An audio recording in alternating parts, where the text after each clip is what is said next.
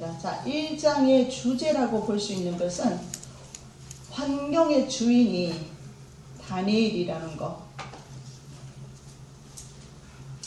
자, 계속해서 악을 행함으로 하나님의 심판을 유다 왕들이 부르게 됩니다. 하나님의 심판.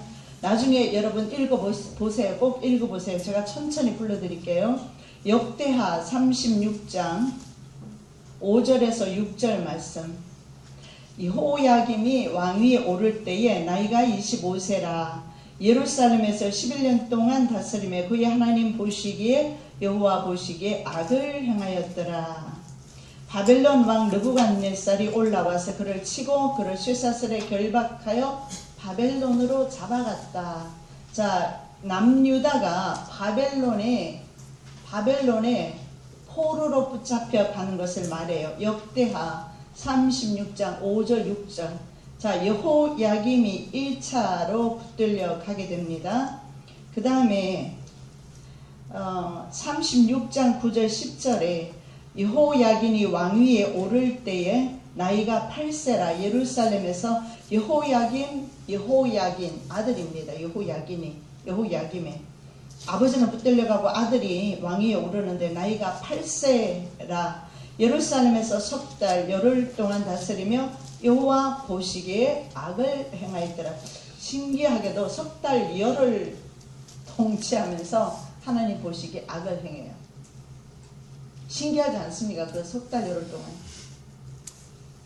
그 해에 느부갓네살 왕이 사람을 보내어 여호야긴을 바벨론으로 잡아가고.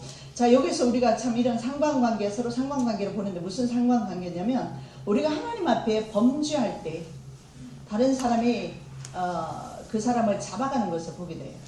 그래서 결국은 하나님 앞에 바로 서지 못하면 사람이 나를 대적하고 환경이 나를 대적하는 것을 보게 됩니다.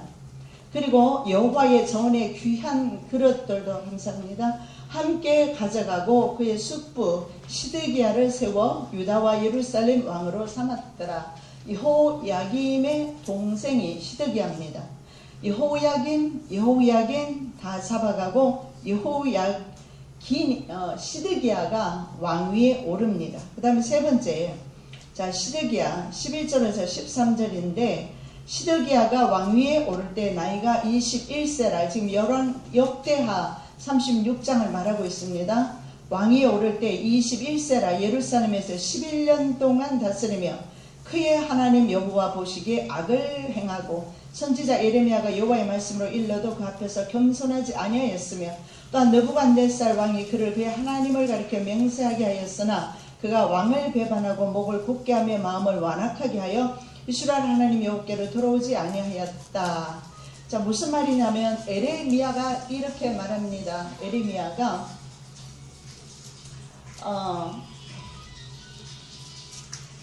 우리 찬양 실컷 했는데 노래가 또 나와요. 네. 에레미야가 이렇게 말합니다. 바벨론에 항복해라. 그것이 하나님 뜻이다. 왜 그러냐면 돌이킬 수 없는 유다의 죄로 말미암아 유다는 심판을 받게 됩니다. 하나님의 뜻이 정해진 것을 에레미야는 압니다. 그래서 바벨론에 항복하는 것이 살 길이다 라는 것을 말합니다. 그런데 가짜 선지자는 그렇게 말하지 않아요. 애굽을 의지하라고 합니다.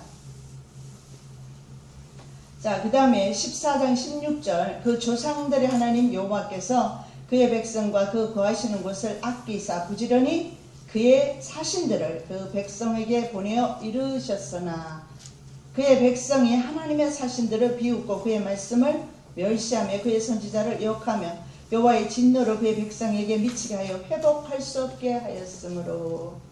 자, 하나님께서 하나님의 종들을 마지막 멸망하는 유다를 위해 부지런히 보냈어요. 오늘날도 아직 때가 이르지 아니하였다고 전하는 사람이 있다면 가짜입니다. 666이 베리칩이 666이 아니다 라고 말하는 사람도 잘못된 종들입니다. 분명합니다. 맞습니다. 우리 몸속에 숫자 장치가 들어간 적 없죠? 이제 들어가잖아요. 의심하지 마시고 이 사실을 여러분 믿으셔야 돼요. 그 당시에도 똑같이 가짜는 말하기를 아니다. 설마 하나님께서 당신의 성소를 파괴하시겠느냐. 그렇게 말해요. 네, 하나님은 파괴하셨어요. 언제? BC 586년에 예루살렘 성전이 완전히 파괴당합니다. 그러면서 그의 백성들에게 보여주는 거예요. 경고로. 나는 내 성전도 파괴할 수 있다. 에스겔서 보면 여호와의 영광이 10장 11장에 보면 어디를 떠납니까? 그 법궤를 떠나요. 시은좌라고 하죠. 시은좌가 뭐냐면 은혜를 베푸는 곳입니다. 즉 법궤가 있고 법궤 위에 천사가 두 날개를 펴고 있어요. 그곳을 시은좌라고 합니다.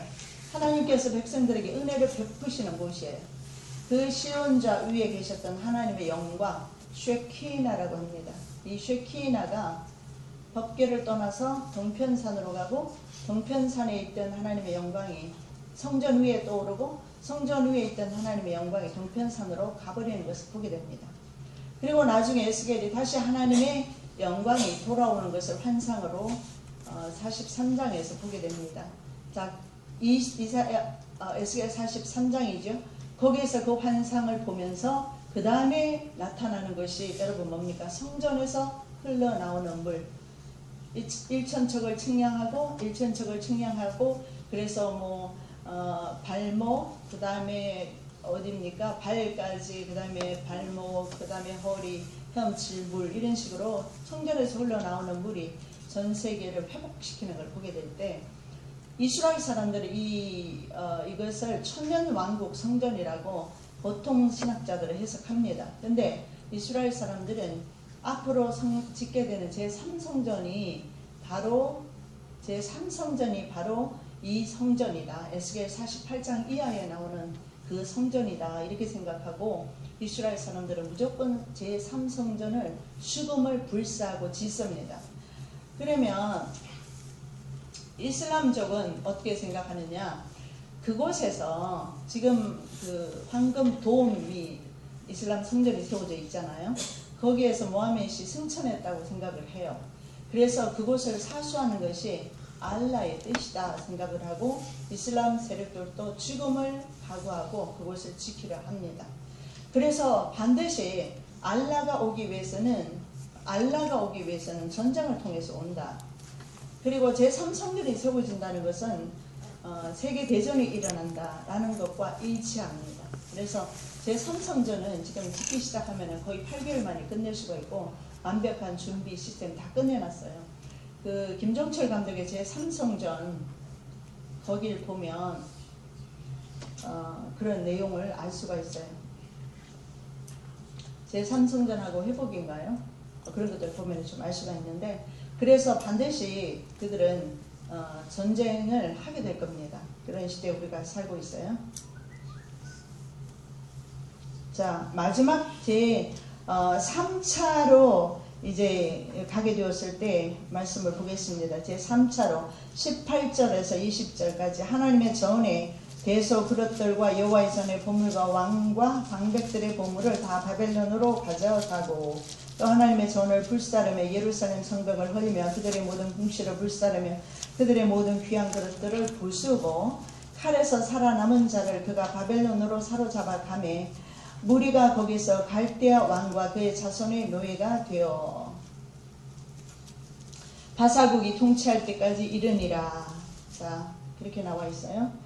그리고 하나님께서 하나님의 백성과 전기구를 파셨다는 것은 다니엘서 1장 2절에도 나와 있어요. 주께서 유다 왕 여호야김과 여호와의 전 그릇 얼마를 그의 손에 넘기심에 그가 그것을 가지고 신할 땅 자기 신들의 신전에 가져다가 그 신들의 보물 창고에 두었더라. 심지어는 하나님의 성물까지도 다 빼앗기는 것을 보게 됩니다. 자, BC 605년 여호야김 제1차 포로로 붙들려 갈 때 그때 유다 왕족과 귀족들이 붙들려 가게 되면서 그때 3년 동안 유다 귀족 청년들을 불러서 3년 동안 교육을 시키게 됩니다. 그래서 다니엘은 바로 제1차 바벨론에 의해서 포로로 붙들려갈 때 가게 됩니다. 다니엘 세 친구와 더불어서 가게 되죠. 자, 그런데 붙들려가서 다니엘이 했던 것이 있습니다. 그게 뭐냐면 바벨론 교육을 받게 됩니다. 3년 동안. 자, 이 교육은요, 반드시 그 당시에 바벨론이 꼭 그렇게 교육을 통해서 그렇게 했었어요. 교육을 통해서 다른 나라에서 붙들어온 사람들을 쉽게 말씀드리면 정신을 개조시키는 겁니다. 오늘 똑같이 전 인류의 정신을 개조시키기 위해서 신세계 정부주의자들이 준비한 것이 있어요. 그게 바로 마인드 컨트롤입니다. 그게 타비스토 연구소, 스탠포드 연구소 이런 데서 연구하는 것이 뭐냐면 인류의 집단 그 마인드 컨트롤 프로그램 같은 것을 연구를 했어요. 그래서 그 고주파 같은 것을 쏘게 되면 공중에서 사람들이 갑자기 미천하게 되면서 그래서 막 서로 총격전을 하게 되고, 그래서 어떤 다른 사람에 의해서 인간의 정신이 이렇게 통제되는 것은 어제 오늘의 일이 아니다. 지금은 그런 기계를 통해서 고주파 같은 거를 해서 인간의 뇌를 자극을 시켜서 미치게 만들거나, 그리고 실제로 마인드 컨트롤 노예들은 그 브레인 와쉬라고 합니다. 머리를 씻어버려요. 그렇게 해서 브레인 칩을 삽입해서 그 다음에 원래의 그 사람의 고유의 그 정신세계를 지워버리고 로봇으로 만드는 거. 그것이 바로 미국에서 현재 만들어둔 아바타 군대입니다. 무슨 만화 같은 얘기냐 그렇게 말씀하지 마시고, 이 아바타 군대가 실존하는 것은 이미 뉴스에도, 한국 뉴스에도 나오고 있어요. 그래서 마인드 컨트롤 군인들 내지는 여자들 이렇게 해놓고 있어요. 그래서 그 당시에도 이 바로 바벨론은 이런 그 총명한 인재들이 있잖아요. 식민지 국가가 굉장히 많았어요. 이스라엘뿐만 아니라 굉장히 각 나라에 많았어요. 그들을 데려다가 쉽게 말하자면 뭐 하느냐면 바벨론 교육을 시키는데, 여러분 그래서 지금 신세계 정부주의자들이 그동안 해왔던 것이 글로벌리즘입니다. 이 글로벌리즘이 뭐냐 하면 세계화라는 거죠. 이 세계화는 반드시 언어를 하나로 통일하자고 하는 의도가 있어요. 그 유럽연합의 의회 포스트를 보면은 언어를 하나로 하자 하는 게 나와 있어요. 그래서 전 세계는 지금 언어를 통일시켜서 그래서 영어권으로 다 묶어놨어요. 그래서 정말 여행을 다녀보면 영어로 다 통해요. 영어로. 안 통하는 데 있더라고. 일본 가니까 하나도 안 통하더라고요. 근데 웬만하면 유럽 쪽으로 가면 다 통해요. 영어가. 글로벌리즘. 이런 것을 통해서 이 세계화를 통해서 뭘 만드느냐면 전 세계를 하나로 묶어서 한 시스템으로 통제하기 위해서 그렇게 하는 겁니다. 결국 어떻게 하든 간에 전 세계 국민들을 어떻게 하느냐면 하나로 묶어서 그들 세력하에 두려고 하는 것입니다. 그래서 바벨론이 했던 것이 바로 정신 개조를 시키기 위해서 바벨론 교육을 시켰어요. 그래서 여러분 다니엘이 이 부분에 대해서 과감하게 노라고 할 수 있었던 것은 굉장히 큰 우리에게 상징적인 사건임을 과시합니다. 말이 쉽지 그렇지가 않아요. 포로로 붙들려 갔던 사람이 거기에서 그들 문화의 정신세계가 개조당하지 않고 끝까지 승리할 수 있었던 것은 하나님에 대한 믿음 때문이었어요. 아멘. 적어도 그 당시에 세계 1인자는 느부갓네살 왕입니다. 그렇지만 다니엘은 적어도 자기 생명에 대해서는, 자기 생명을 지키는 일에 있어서는 자기가 책임을 졌어요. 앞으로도 마찬가지입니다. 어떤 누구가 전 세계를 지배할지라도 내 생명을 지키는 것은 나라는 사실을 아셔야 합니다. 내가 내 생명을 지키고자 결단할 때, 그래서 다니엘서에 보면 저는 항상 주제를 뜻을 정하는 다니엘에 대해서 말씀을 드리는데, 이 다니엘이 처음부터 시작할 때 딱 결단했을 때 그 결단이 다니엘을 끝까지 끌고 가지 않았을까, 저는 그렇게 생각을 해요. 결단이, 마음의 결심이 얼마나 무서운지 몰라요. 벌써 마음이 벌써 있잖아요. 녹아내린 사람은 전쟁에도 안 데려간 것을 기드온에게서 볼 수 있잖아요. 하나님 안 쓰세요. 마음이 얼마나 중요한 것을. 그래서 다니엘은 이런 환경에 비록 어쩔 수 없이 교육받았어요. 3년 동안 바벨론 교육받았습니다. 선택의 여지가 없어요. 정신세계가 개조될 수밖에 없습니다. 오늘날 바로 K-팝이라든가 뭐 미디어, 모든 매스미디어를 보세요. 보시면 모든 미디어가 여러분 사타니즘임을 알 수가 있어요. 거의 대개 K-팝 가수들이 노래할 때 사인을 보시면 사타니즘 사인을 거의 다 하거나 거꾸로 된 십자가 모양을 쓰거나 아니면 여러 가지 사타니즘 방법을 사용하는 것을 보게 됩니다. 그래서 과거나 현재까지 사탄은 항상 사람들에게 하나님을 저항하는 문화 시스템을 만들어 왔어요. 그래서 오늘날 이 문화가 저절로 된 것이 아니라 바로 이 보는 것으로 말미암아 타락시켰던 아담과 하와를 한번 생각해 보세요. 아담과 하와는 보는 것으로 뱀에게 어떻게 합니까? 정신이 개조를 당합니다. 그래서 먹은 거예요. 자, 그 뒤로 사탄은 항상 우리의 약점을 압니다. 보는 것 때문에 인간이 바로 파괴당한다는, 정신세계가 파괴당한다는 사실을 알았어요. 그래서 사탄은 계속해서 그 일을 했고, 시온 의정서라는 게 있는데 이게 뭐냐면 1800년도에 만들어진 유대인의 세계 정복 계획입니다. 그 계획서에 보면 사람들을 보는 것으로 사람들의 정신세계를 말살하자는 것이 내용이 나와 있어요. 참 이상하죠. 그때만 해도 TV도 없고 핸드폰도 없고 아무것도 없었어요. 근데 지금 오늘날 스마트폰을 통해서 스마트폰 아무거나 지정만 해주면 얼마든지 우리 자녀들이 우리 뭐 8살, 10살 심지어는 자녀들까지도 섹스 포르노 같은 거 다 볼 수가 있어요. 우리 자녀들 믿으시면 안 돼요. 스마트폰을 통해서 얼마든지 자기 방에서 볼 수가 있어요. 그래서 그런 음란물 그리고 사타니즘 문화 이런 것을 이제 가수들을 통해서 또 사람들을 어떻습니까? 배우들을 우상으로 만들어요. 거의 우상으로 만들어 놓고 그 우상에게 열광하게 만들어서 그들이 하는 그런 컨텐츠 그대로 따라하잖아요. 그 내용을 따라하고 이렇게 함으로써 사람들이 어떻습니까? 전에 외국의 가수들이 와서 공연하고 나면 공연장이 어땠는지 여러분 신문에 보셔서 아시죠? 그 다음에 레이디 가가 같은 사람은 피를 직접 흘리면서 공연을 하죠. 그리고 사탄을 수반하는 그런 노래까지 불러요. 그러면서 우리의 젊은이들은 그거 보고 광란합니다. 그러면서 우리의 정신세계를 개조하는 거죠. 그래서 에나스김이나 마찬가지로 우리의 정신만 빼앗으면 우리의 정신만 빼앗으면 우리의 몸뚱아리는 아무것도 아니에요. 다 빼앗기는 겁니다. 그래서 당시에 바벨론 교육을 받았어요. 누굽니까? 다니엘과 세 친구가 갔죠? 그런데 다니엘과 세 친구는 거부하죠. 그 문화를. 받기는 받습니다.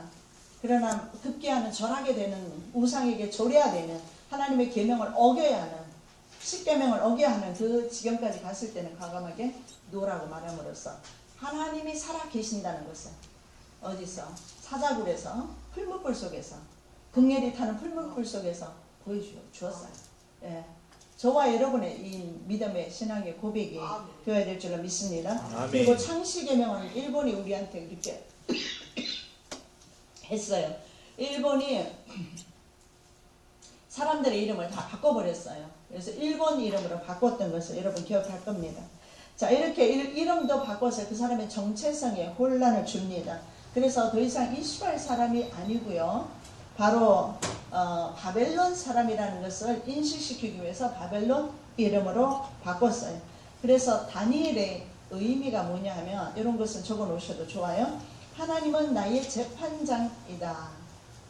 다니엘의 의미는 하나님은 나의 재판장이다. 엘리야는 기억나세요? 수련회 때 여호와는 나의 하나님이시다. 예. 그 이름 속에 하나님의 성호를 찬양하고 있어요. 그래서 이름은 참 중요한 것 같습니다. 하나냐는 여호와께서 은혜를 베푸신다. 하나냐 사드락과 메삭 아벳느고로 바꾸죠. 하나냐는 여호와께서 은혜를 베푸신다. 미사엘은 하나님과 같으신 이가 누구신가? 미사엘은 하나님과 같으신 이가 누구신가? 예. 자, 자, 여기에서 이런 이름을 통해서도 우리는 오늘 충분한 은혜를 받습니다. 이름 하나 가지고. 우리 하나님 같은 분 없다. 이 말입니다. 미사엘은. 그리고 그 다음에 하나냐는 우리 하나님은 당신의 종들에게 은혜를 베푸신다. 이걸 말씀하고 있어요. 그리고 다니엘은 하나님께서는 나의 재판장이 되어주신다. 예, 하나님께서 판가름하시죠. 사자 굴 속에 가서까지도 하나님께서 다니엘을 신원해 주시잖아요. 다니엘은 그 이름값하고 살았습니다. 그러나 벨드사살이라 이름합니다. 자, 그럼 벨드사살의 뜻은 뭐냐면 벨이 그의 생명을 보호한다. 벨은 뭐냐면 바로 바벨론의 신이었어요. 그래 바벨론 신이 다니엘을 보호한다 이런 뜻으로 바꿔버렸어요. 하나님이 재판장이 되시는 게 아니고 벨이 바로 다니엘을 보호한다 이렇게 이름을 바꿨어요.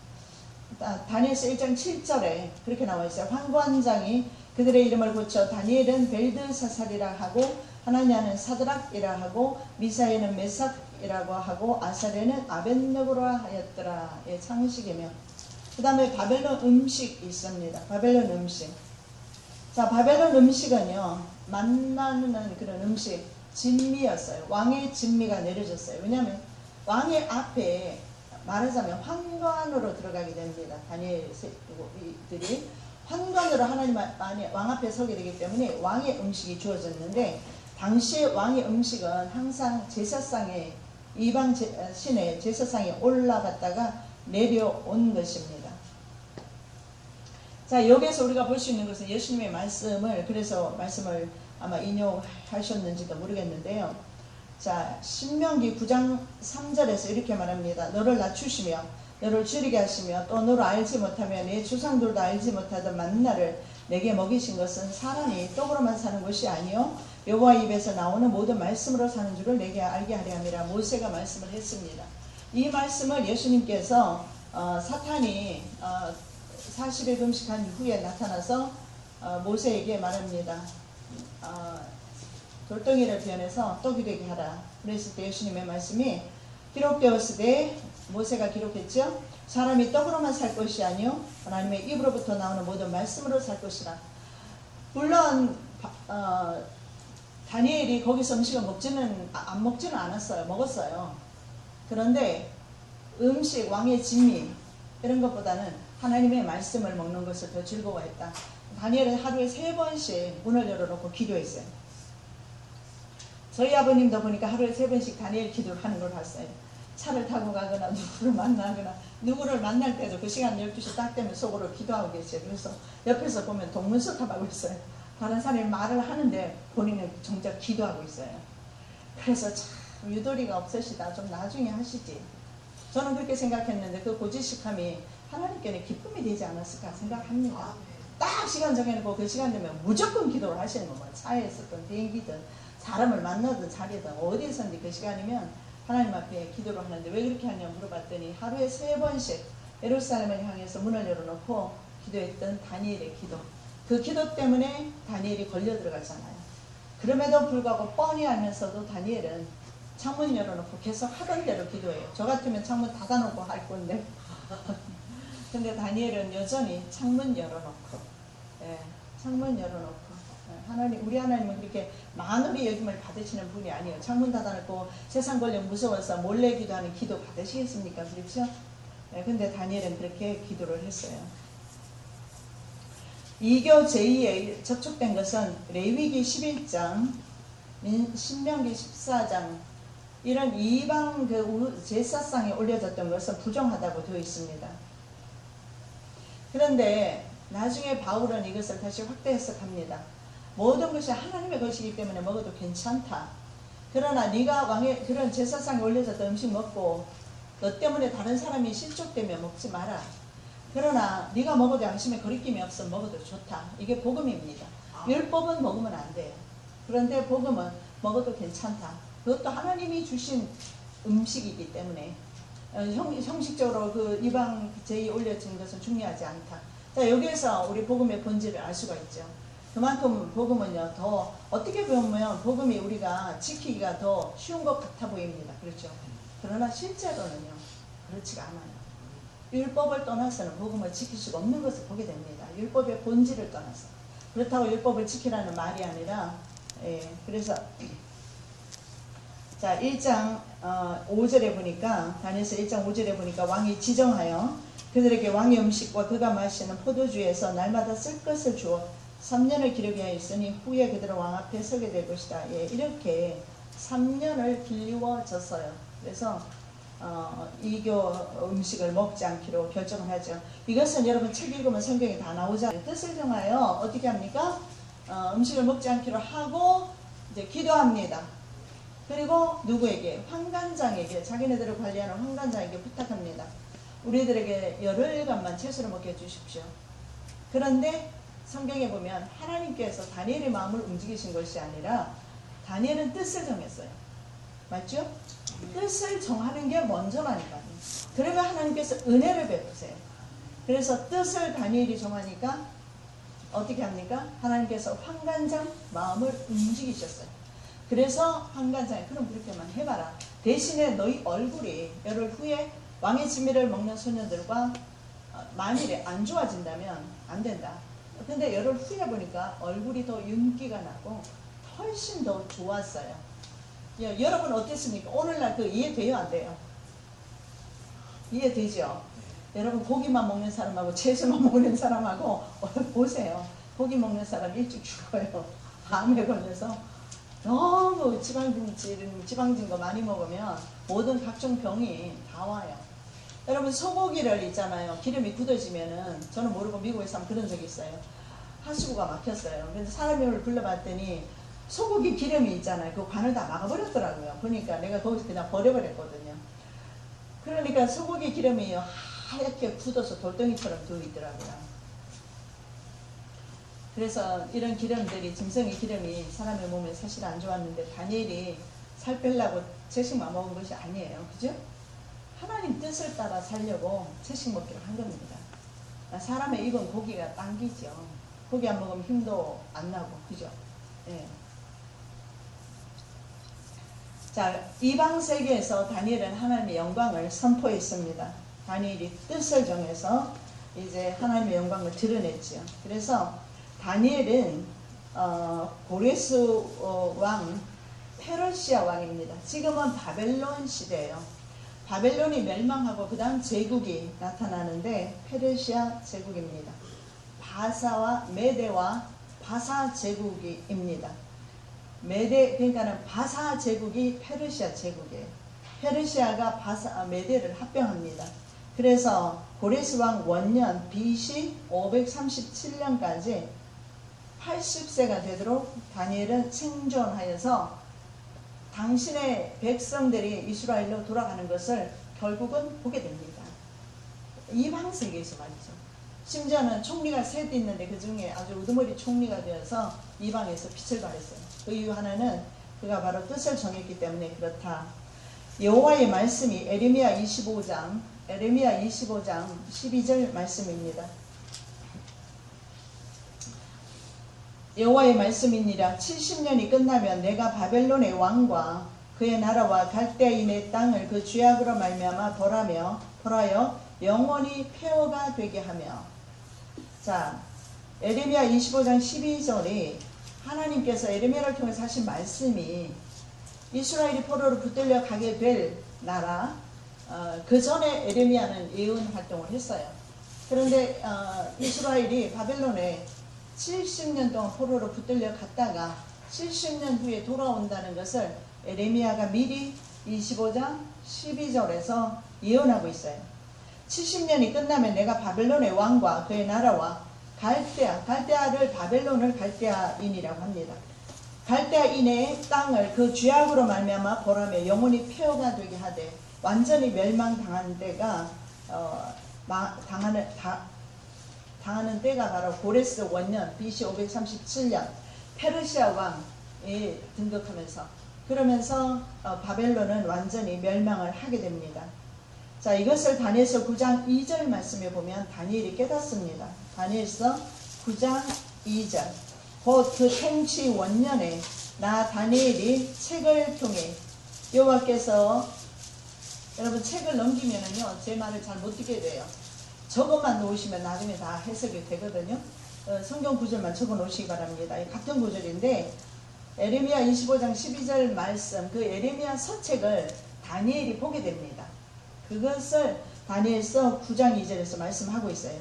자, 다시 읽습니다. 곧 그 통치 원년에 나 다니엘이 책을 통해, 에레미야 서책이죠, 여호와께서 말씀으로 선지자 에레미야에게 알려주신 그 연수를 깨달았나니 곧 예루살렘의 황폐함이 70년 만에 그치리라 하신 것입니다. 이때가 바로 70년 되기 2년 전인 68년경에 다니엘이 이 사실을 깨닫게 됩니다. 그래서 성경 역사가 보면, 아니요, 세계 역사가 보면 하나님의 성경 역사 안에서 움직이고 있는 것을 여러분 보셔야 돼요. 세계사 공부하고 싶으시면 먼저 성경 역사부터 공부하시면 돼요. 저는 고등학교 때 세계사 먼저 공부했는데 그것이 성경 역사를 이해하는 데 굉장히 도움이 되더라고요. 그러면서 이야, 바로 세상 역사는 하나님의 손 안에 있구나 하는 것을 발견을 하게 됩니다. 그래서 다니엘이 이 사실을 깨닫고 다니엘은 결국 3차 포로로 붙들려 온 것을 봤잖아요. 그런 다니엘이 다시 3차에 의해서 예루살렘 도성으로 자기의 백성이 귀환하는 것을 보게 됩니다. 대단한 진짜 믿음의 사람이에요. 자, 제국의 그런 1인자의 모습과 여기에서 인생의 한계를 뛰어넘는 다니엘의 모습이 이제 계속 나타나는 것을 지난번에 말씀을 드렸는데, 이것을 통해서 우리가 볼 수 있는 것은 골리앗과 다윗의 싸움인 것을 볼 수가 있습니다. 다윗과 골리앗은 절대로 경쟁할 수 없는 상대입니다. 생각해 보십시오. 완전히 무장한 골리앗이 빠꼼한 것은 얼굴밖에 없었을 거예요. 워낙 거인이라 그 모든 있잖아요. 그 갑옷 같은 것들이 너무 무거워서 우리 여자들은 아마 걸치지도 못하고 주저앉을 거예요. 그래서 다니엘 어땠습니까? 다윗은 그것을 옷을 입지를 못했어요. 갑옷을. 근데 전부 다 에워쌌어요. 근데 하나 남은 것이 어디입니까? 얼굴만 남겨놨을 겁니다. 손하고 다리 같은 거. 그랬는데 정확하게 물맷돌은 5개 물맷돌을 취했지만 5개 다 사용도 할 필요가 없었어요. 하나님께서 물맷돌과 함께 가셨어요. 그래서 너는 칼과 창과 단창으로 내게 나오거니와 나는 만군의 여호와이라. 너희가 모욕하는 이스라엘 군대의 여호와 하나님의 이름으로 너희에게 나아가노라. 바로 이겁니다. 어쩌면 골리앗을 맞이했던 다윗이나 세계 1인자 느부갓네살과 바벨론 제국을 경험했던 다니엘, 그 다니엘의 모습과 앞으로의 우리의 모습이 같아질 수도 있다는 것을 염두에 두시기 바랍니다. 그랬을 때 우리는 어떻게 살 것인가? 오직 주님을 붙잡는 겁니다. 주의 이름, 주님 때문에 뜻을 정하는 겁니다. 뜻을 정했을 때 하나님께서는 우리에게 반드시 예비하신 예비처로 인도하실 겁니다. 중요한 것은 평소에 주님과 교제가 있어야지 주님이 우리한테 예비처를 알려주지. 기도도 안 하고 주님하고 먹통이 되어버렸는데 인생과 문제로 인해서 하나님하고 결렬된 상태로 살아가는데 주님이 엄청 들을 수 있습니까? 좋습니다. 환란 대환란 전에 휴거된다고 하는 환란 전 휴거설이 있어요. 그러면 환란 전에 휴거 당할 때 천사장의 나팔 소리로 예수님 오십니다. 온 세상에 나팔 소리가 들릴 겁니다. 그러나 분명한 것은 들을 자가 있고 못 들을 자가 있다라는 거예요.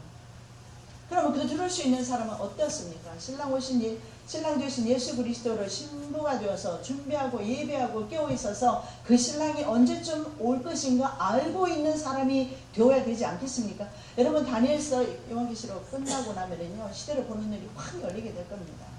그러면서 제가 읽은 책을 통해서 말했던 것들이 연결 다 될 겁니다.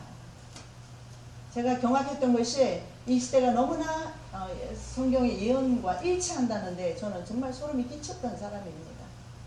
그래서 우리가 바로 이렇게 이 시대를 분별하는 그런 하나님께서 지혜를 주시려고 이 시간에 모게 하신 거예요. 여러분 생각할 때 한 번쯤 가보자 하고 오셨는지도 모르겠어요. 그렇지만 여러분의 발걸음을 주님께서 인도하셨어요. 아멘. 올 수 있는 발걸음만 인도하신 거예요. 주님. 이걸 우리가 다 깨달으면 야 진짜 하나님의 역사의 주인이시구나. 그렇다면 나는 내 환경의 주인이 되어야 한다. 이거 믿음이 세워집니다. 여러분 환경의 주인 되시기를 예수님의 이름으로 축복합니다. 아멘.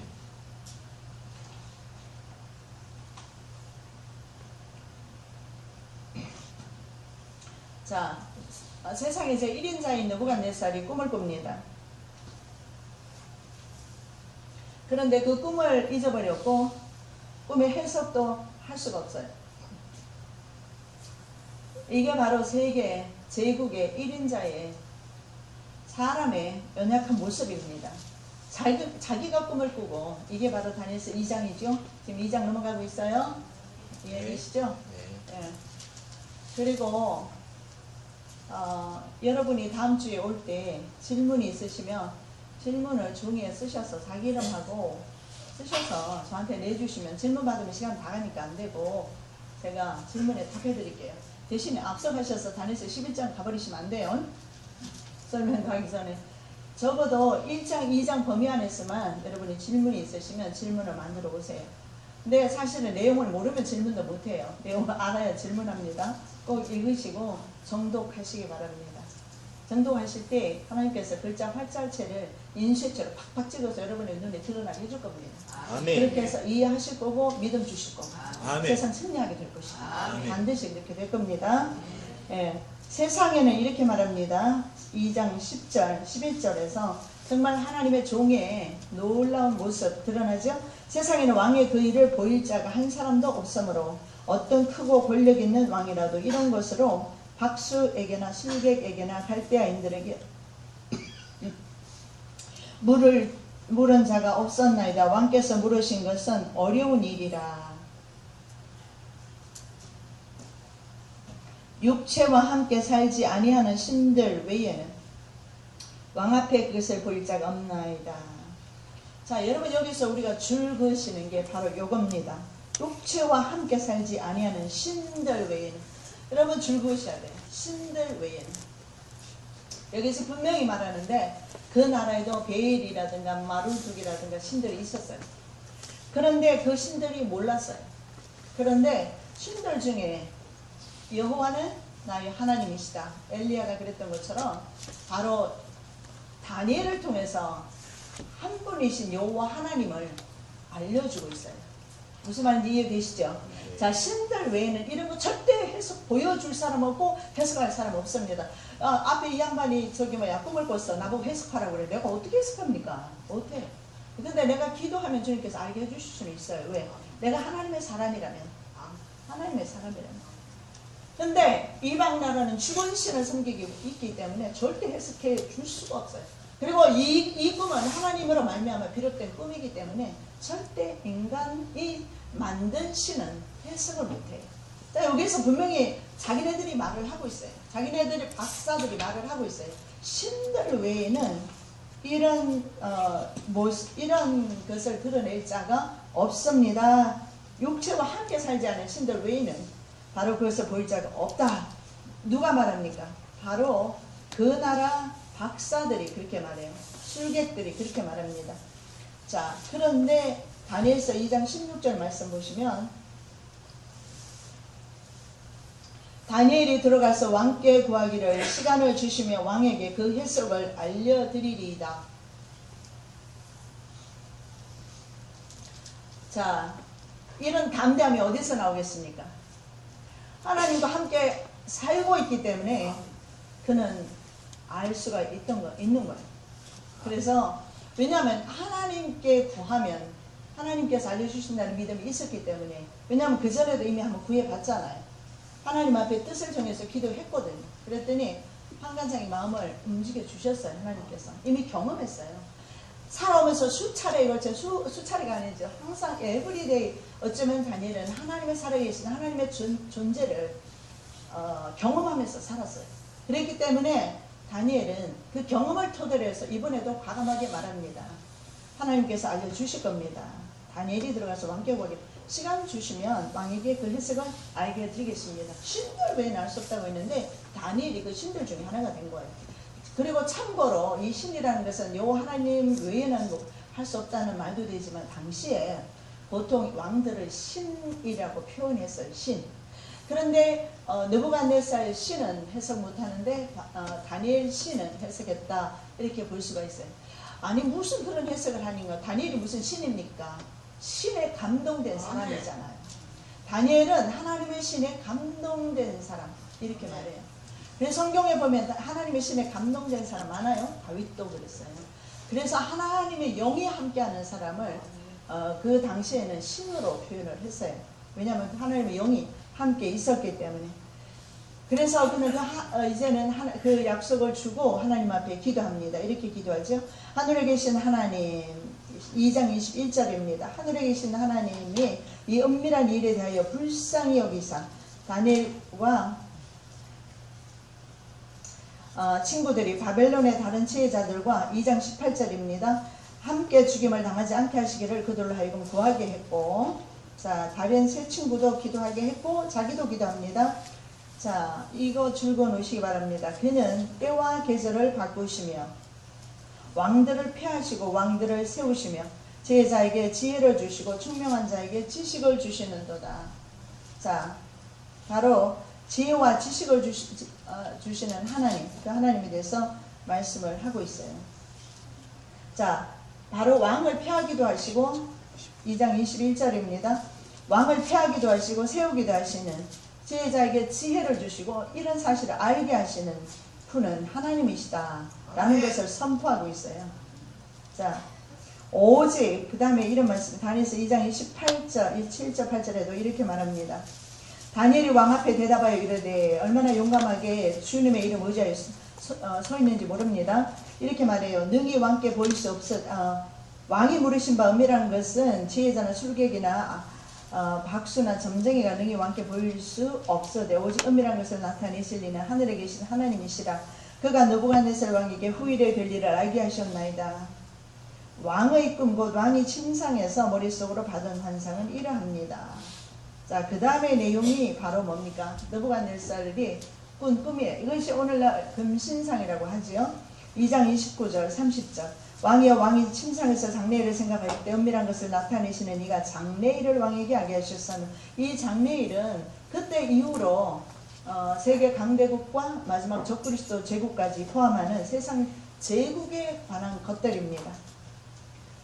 왕에게 알게 하셨사오며 내게 이 은밀한 것을 나타내시면 내 지혜가 모든 사람보다 낫기 때문이 아니라 그 해석을 왕에게 알려서 왕이 마음으로 왕에게 알려주려 하심입니다. 그러면서 그 다음에 해석을 해줍니다. 2장 31절 33절 왕이여 왕이 한 큰 신상을 보셨습니다. 그 신상이 왕이 앞에 섰는데 크고 광채가 매우 찬란하며 그 모양이 심히 두려우니 그 우상의 머리는 순금이요. 자, 이 순금에 대해서 지금 하고 있어요. 바벨론 나라입니다. 우상의 머리가 순금이 바벨론입니다. 가슴과 두 팔은 은입니다. 은은 페르시아입니다. 자, 가슴과 두 팔로 되어 있죠. 메대와 바사기 때문에 가슴과 두 팔로 되어 있어요. 이것을 메대와 바사는 오늘날의 페르시아가 바로 메대를 합병합니다. 그래서 나중에는 한 몸이 됩니다. 그 다음에 배와 넓적다리가 있는데 넓적다리는 노시입니다. 배와 넓적다리는 바로 헬라를 가리키고 이것이 노스로 표현하고 실제로 헬라는 노설 군인들이 사용했다고 합니다. 그 다음에 종아리는 쇠로 되어 있습니다. 종아리가 쇠라는 것은 BC 370, AD 376년에 로마가 동서로마로 나누게 되면서 크게 두 개로 나누게 돼요. 그래서 종아리를 표현하고 있어요. 이거 두 개잖아요. 그 다음에 그 발은 얼마는 쇠요, 얼마는 진흙이다.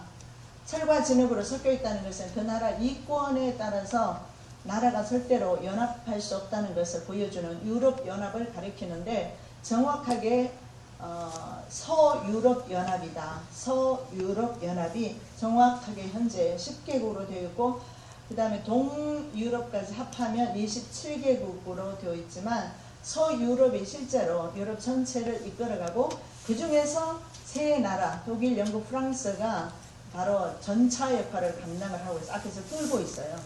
그래서 그 세 나라가 스가랴 선지자에도 보면 세 뿔로 나와 있어요. 세 뿔. 자, 다니엘도 그걸 봅니다.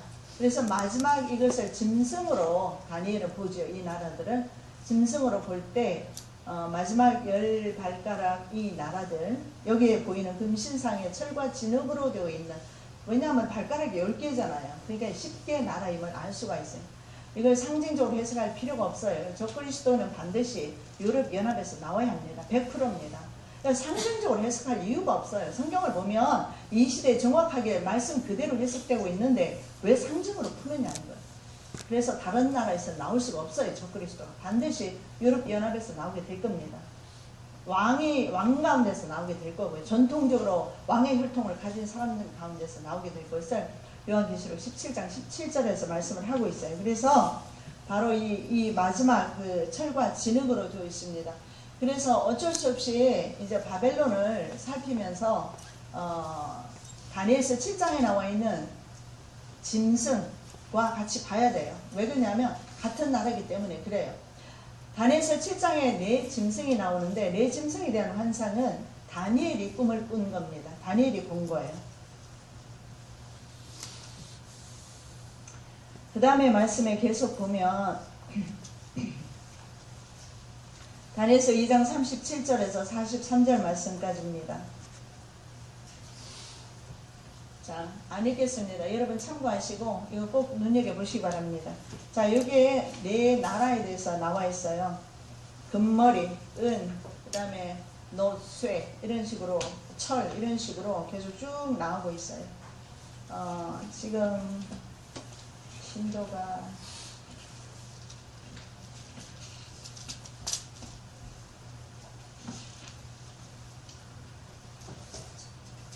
바벨론은 오늘 끝내야 되는데 아무래도 못 끝낼 것 같아요. 여러분들이 제 시간 안에 끝낼 수 있도록 여러분 7시까지 오셔서 찬양을 미리 하시면 우리 목사님께서 정확하게 30분을 저한테 주시면 제가 1시간 30분은 할 수 있어요. 정확하게 할 수 있는데 아무래도 이거를 오늘 바벨론은 못 끝낼 것 같고 바벨론 제국은 다음에 하도록 하겠습니다. 자, 그러면 다니엘서 찾으시기 바랍니다. 2장 37절 43절 이걸 읽고 조금만 설명드릴게요. 왕은, 자, 다니엘이 해석을 합니다. 이렇게 말해요. 왕은 곧 금머리입니다. 자, 누구죠? 이 왕은? 크게 말씀해 보세요. 느부갓네살 왕입니다. 금머리입니다. 왕을 뒤이어 왕보다 못한 다른 나라가 일어날 것이 분명히 말해요. 금이 비싸요? 은이 비싸요? 금이 비싸요? 그러니까 금보다 못한 은 나라 페르시아가 나옵니다. 페르시아는 오늘 하려고 했는데 못했고요. 페르시아 아주 재밌는 나라예요. 아마 다다음 주에 하게 될지 다음 주에 할지는 모르겠는데 하여간 그 다음 나라가 페르시아. 자, 여러분 아시겠죠? 그 다음에 세 번째로 놋 같은 나라가 일어나서 온 세계를 다스릴 것이며, 자, 이 놋 나라가 어느 나라입니까? 헬라. 근데 헬라가 원래는요, 헬라 제국이 조금 설명드리면 그리스를 가리켜요. 마게도냐, 원래는요 마게도냐라고 그래요. 마게도냐. 자, 마게도냐가 어디서 나오죠? 사도행전에서 나오나요? 16장에서? 고린도 전서가 후세에도 전서에서 나올 거예요. 그 마게도냐 지방에. 이 마게도냐에서 누가 나오냐면 알렉산더 대제가 나와요. 그래서 다니엘서에 보면 알렉산더 대제에 대해서 나와요.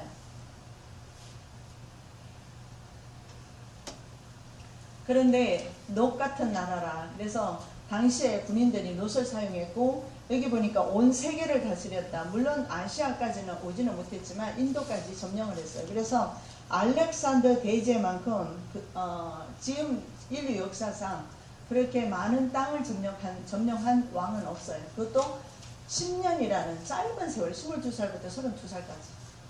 그리고 마지막에는 말라리아, 모기한테 물려서 죽어버렸어요. 얼마나 허망하게 죽어버렸어요.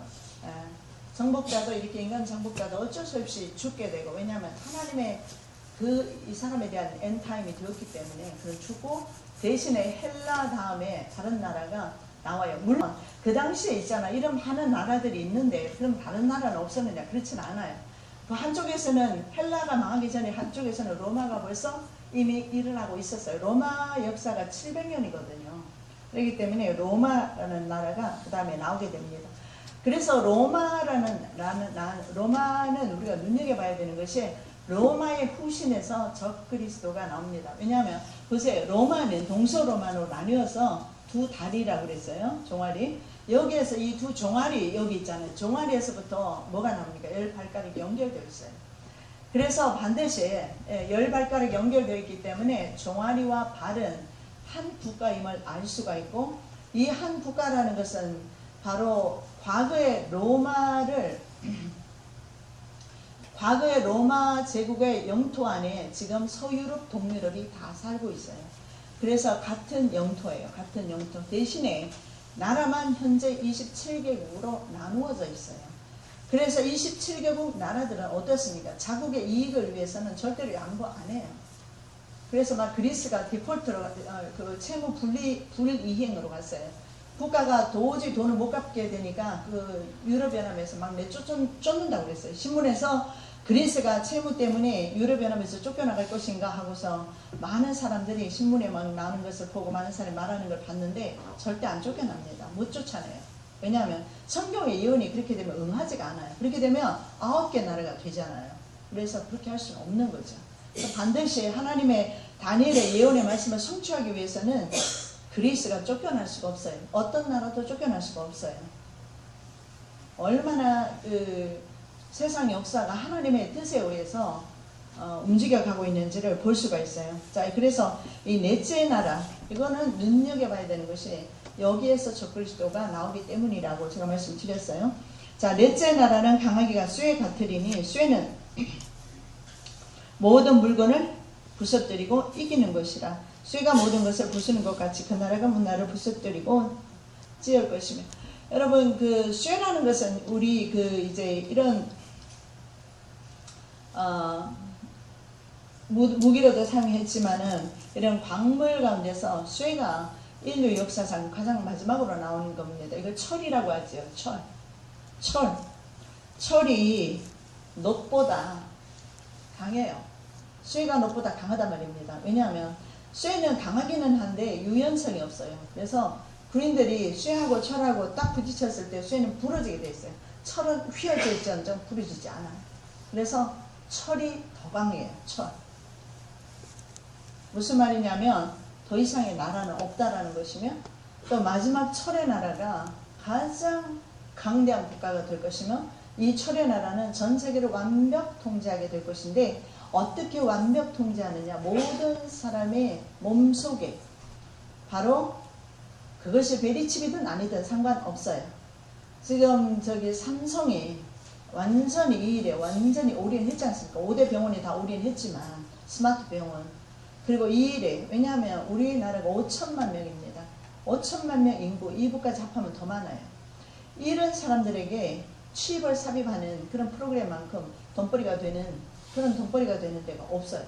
그러니까 돈벌이가 너무 이건 잘 되기 때문에 삼성이 여기 완전 올인했고, 제가 있잖아요. 제가 당연히 자꾸 다니다 보니까 사람들한테 정보를 듣잖아요. 근데 삼성에서 고위 간부들 중에서 제가 좀 생각이 잘 안 나는데 그런 얘기를 했답니다.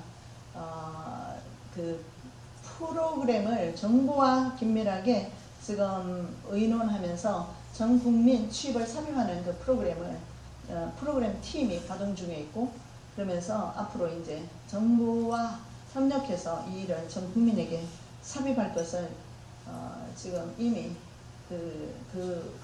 그러니까 이 프로젝트를 위해서 부서를 따로 만들었대요. 특별 부서를 만들어 놓고 그렇게 해서 지금 이 일에 이미 올인했다고 합니다. 그래서 머지않아 그런 일들이 지금 오고 있다. 그래서 네 번째 나라가 그렇게 강할 수밖에 없는 것은, 제가 세상의 역사에 대해서 자꾸 말씀드린 이유가, 다른 왕들은요, 아무리 제국을 다 점령해봤지만 그렇게 부분적인 지역적인 그런 세력에 불과했다.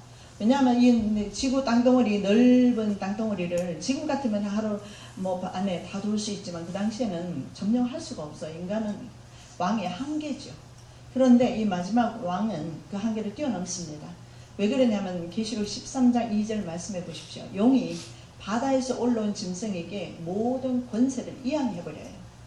그래서 그에게 이양을 받고 또 더 나아가서 다니엘서의 말씀을 보면 한때, 두때, 반때, 한때는 1년, 두때는 2년, 반때는 6개월, 3년 반 동안, 후 3년 반 동안을 하나님께서 사탄에게 그 기간을 주어버리는 기간이에요. 그래서 하나님께서 허락하셨고 용이 그에게 권세를 주었고, 그래서 이 왕을 대적할 어떤 제국이나 어떤 국가나 지도자 없어요.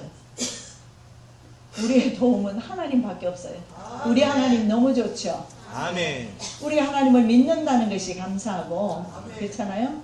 하나님께서 우리의 지켜주실 것을 믿고 감사하고 살아갈 수 있다는 거, 이거 정말 보통 은혜가 아닙니다. 네. 그래서 이 문나라를 이렇게 말해버려요. 문나라, 모든 나라를 찢어버릴 것이다. 왕께서 그 발과 발가락이 얼마는 토기장에 진흙이요 얼마는 섞인 것을 보셨은즉 그 나라가 나뉠 것이다.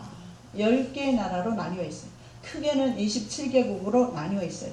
왕께서 쇠와 진흙이 섞인 것을 보셨은즉 그 나라가 쇠 같은 든든함이 있다. 이 쇠 나라는 프랑스, 독일, 영국 세 나라를 가리킬 수가 있어요. 이 세 나라를 옛날의 짐승으로 표현하면 프랑스는 곰입니다.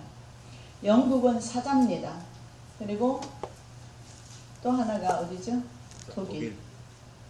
독일이 곰이에요. 자, 네? 프랑스가 입안에서 중얼거리면 안 들려요. 프랑스가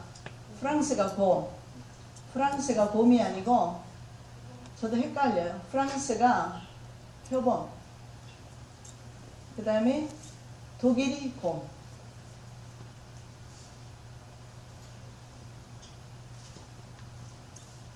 사실은 여러분이 중얼거리는 것이 아니고 제가 건강검진 했더니 귀도 좀 안 들리네. 노인인가 봐요, 왠지. 어쩔 수 없이. 예. 자꾸 저도 좀 헷갈리는데, 그런데 바다에서 계시록 13장에 보면 바다에서 올라오는 짐승의 모습이 바로 어떤 모습이냐면 사자의 얼굴과 그 다음에 이거 뭡니까? 표범 몸과 곰의 발바닥을 가지고 있어요. 그래서 이런 제국들의 이 제국을 다 다스리는 사람이 적그리스도임을 알 수가 있어요. 자,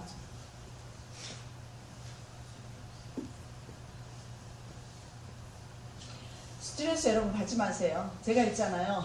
교회가 참고로 말씀드릴게요. 진짜요. 제가 교회가 어려움을 당하면서 이제 부목사님이 있었는데 우리 교인들은 반을 뚝 잘라서 데리고 나가버렸어요. 하루 만에. 눈치는 조금은 챘지만 잡을 길이 없었어요. 그러고 나서 제가 한 2, 3일을 막 숨도 못 쉬겠고 2, 3일 뿐이겠어요. 숨을 못 쉬겠는 거예요.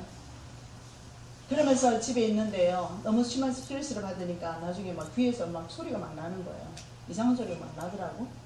그리고 스트레스를 받을 때마다 이상하게 귀에서 소리가 나고, 지금 생각해보면 어차피 다 날아갈 걸 그때 그냥 쉽게 그냥 스트레스 받지 말고 지날 것.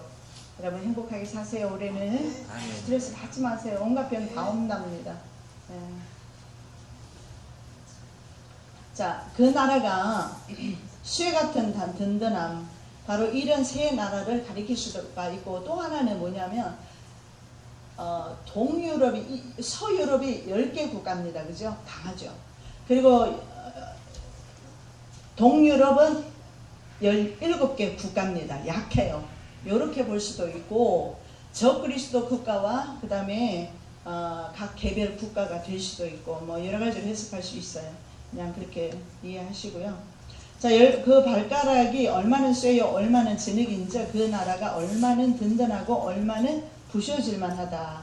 그러니까 제국이 나라가 어떤 나라는 강하고 어떤 나라는 그리스처럼 이렇게 경제적으로 이렇게 넘어진다. 이걸 말하고 있어요. 왕께서 쇠와 진흙이 섞인 것을 보셨은데 그들이 다른 민족과 서로 섞일 것이나 그들이 피차 합하지 아니함이 쇠와 진흙이 합하지 않은 것 같으리라. 쇠하고 진흙하고 여러분 한번 반죽해보세요. 절대로 섞일 수가 없어요. 마찬가지로 이들 나라들은 절대로 섞이지 않으면서도 그들 나라 가운데서 한 사람을 총통을 선출하고 있어요. 지금까지. 근데 현재는 그 총통 가운데서 적그리스도가 나오지 않은 것 같은데 만일에 제 생각은 그렇습니다. 찰스 황태자가 3대 7로 7대 3으로 이제 투표해서 이기게 되면 그가 적그리스도가 될 겁니다. 왜냐하면 성경에서 짐승으로 표현할 때 마지막에 7머리 10뿔 짐승이라고 하거든요. 10뿔 가운데서 3뿔이 뽑혀요. 세 나라, 강대국 세 나라에서 권리 행사를 하는 것이 아니고 물론 지금은 기관차 역할을 하고 있어요. 앞에서 끌고 가고 있어요. 그런데 3뿔이 뽑혀버리고 작은 한 뿔이 나와요. 그리고 7뿔과 작은 한 뿔. 그래서 이 작은 뿔이 마지막 전 세계를 지배한다. 이 작은 뿔이 적그리스도라 그렇게 성경은 말하고 있습니다.